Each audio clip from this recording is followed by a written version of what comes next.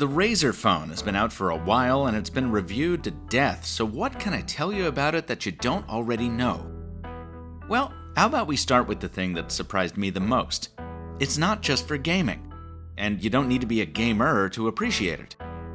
But you do need to put up with a lot of stuff you probably won't want to. I'm Mr. Mobile, and this is the Razer Phone Review, brought to you by GameStash.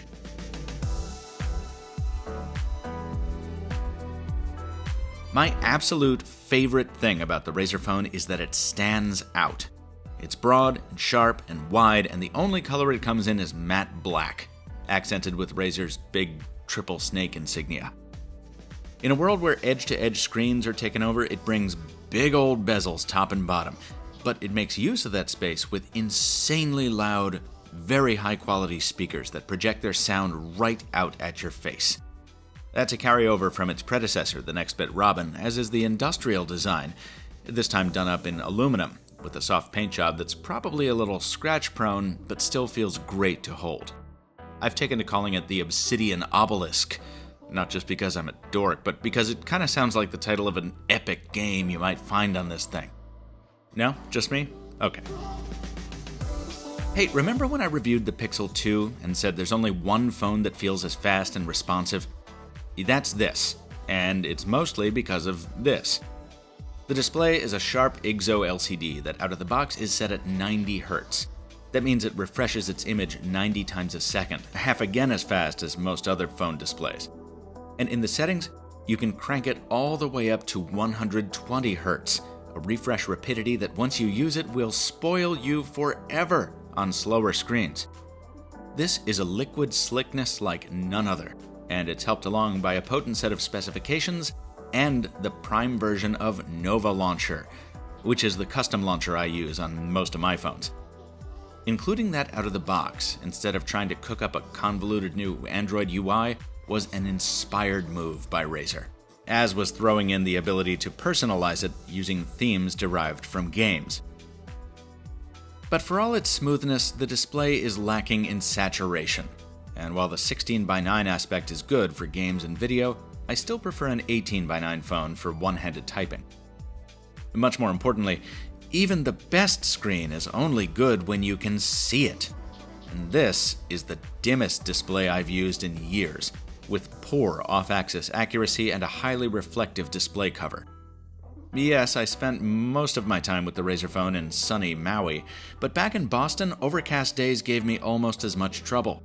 Heck, even well-lit rooms indoors will have you reaching for the brightness slider, and more often than not, you'll be dismayed to see that it's already maxed out.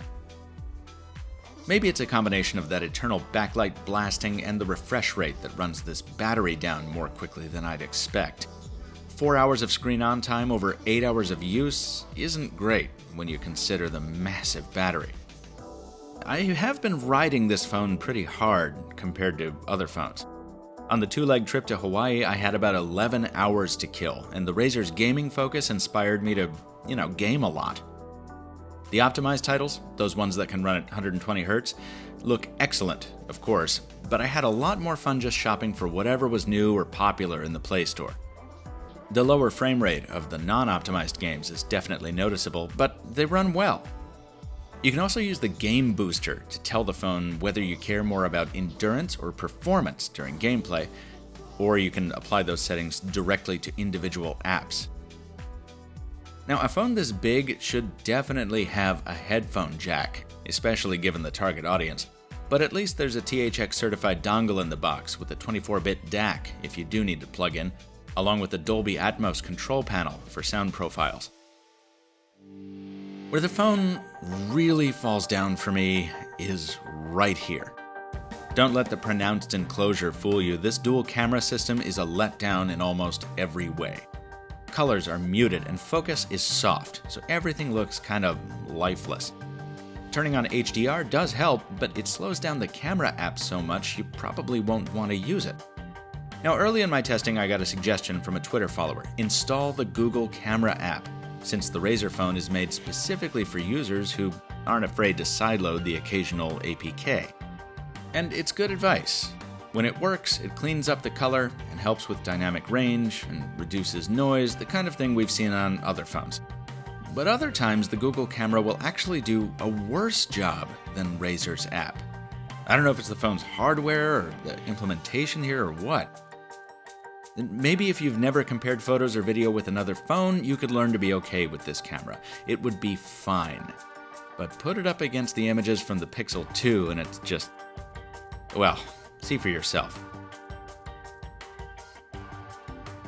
Putting any camera up against the Pixel 2s is bound to be a bloodbath. Almost nothing can compete.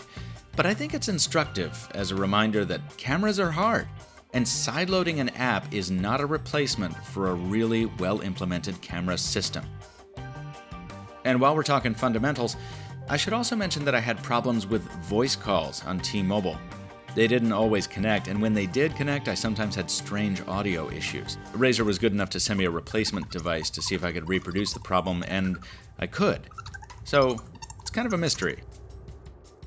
In the end, this is a phone designed for a very specific audience. Gamers, yes, but even more specifically, Razer brand loyalists. The kind of people who want a phone companion to their Razer Blade Stealth and gaming mouse. The kind of people who might be willing to sacrifice some core features, like waterproofing, for some exotic ones. And you know what? I get that. I've bought a lot of stuff because of my affinity for a franchise, and I don't always put quality first. And people who do buy the Razer phone will be getting a lot of machine for their $700, not to mention a pretty rare, eye-catching device. But if you're not a Razer superfan, or a hardcore contrarian, you can get a much more well-rounded device for the same or less. Speaking of games, this video was brought to you by GameStash, a revolution in Android mobile games. Under $5 a month gets you chart-topping titles like Badlands, Worms, Cut the Rope, and over 300 more, specially modified to cut out in-app purchases and ads. Try it free for 14 days at the links in the description below. One last morsel for the folks who watch to the end. I'm in Hawaii because I'm covering the Qualcomm Snapdragon Tech Summit, so that's why the YouTube channel has been a little thin this week. I've been busy on Instagram and Twitter though, where I even had a pretty cool interview with the Snapdragon boss himself. To see that, follow me on Instagram and Twitter at @TheMrMobile. Until next time, thanks for watching, and stay mobile, my friends.